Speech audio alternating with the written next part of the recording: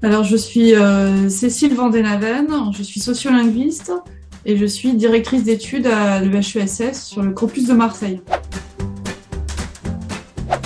Alors moi, ça fait plus d'une dizaine d'années, une quinzaine d'années maintenant, que je travaille dans une perspective historique sur la question des pratiques langagières en contexte colonial, en Afrique subsaharienne, en Afrique de l'Ouest, dans un espace géographique qui correspondait à ce qu'on appelait l'AOF, l'Afrique occidentale française, Sénégal, Mali actuel, Côte d'Ivoire.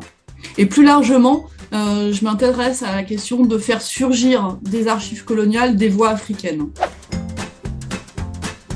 Alors c'est une longue histoire, c'est-à-dire que j'ai pas toujours travaillé sur des objets historiques. J'ai aussi travaillé sur des objets beaucoup plus contemporains, sur les pratiques langagières au Mali, notamment sur des questions contemporaines. Et puis voilà, au détour de documents d'archives, j'en suis venue à m'intéresser à cette question-là en me posant une question très simple, en fait, qui est on connaît beaucoup de choses sur l'histoire, voilà, sur l'histoire coloniale en fait de l'Afrique, mais on connaît très peu de choses sur la façon dont Européens et Africains communiquaient. Et la question très simple que je me posais, mais ça passait par le biais de quelle langue?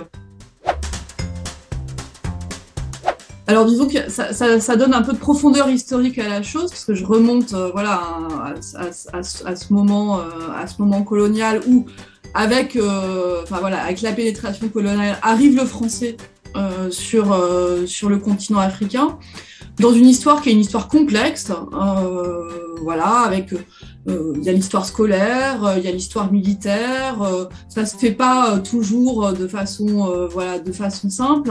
C'est aussi une histoire qui fait que l'Afrique francophone existe. Enfin voilà, elle est héritière de ça. Et en même temps, ce qui m'intéresse dans ce travail historique, c'est de remettre aussi du plurilinguisme dans cette histoire-là.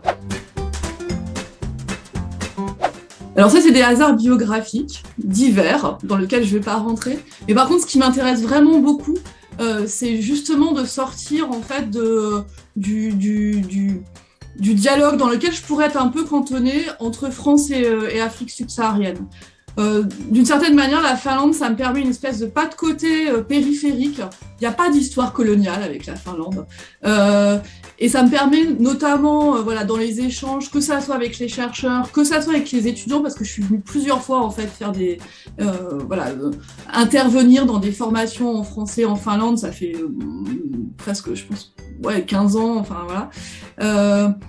Voilà, c'est toujours une façon. J'ai pas les mêmes questions, j'ai pas les mêmes histoires, j'ai un regard qui est pas le même qu'en France ou dans le dialogue que j'ai aussi avec des chercheurs et étudiants d'Afrique subsaharienne. Et j'aime beaucoup en fait ce pas de côté, cette façon un peu différente d'avoir à présenter les choses, aussi de pas avoir on n'a pas la même histoire ensemble. Pas la même histoire commune entre la Finlande et la France.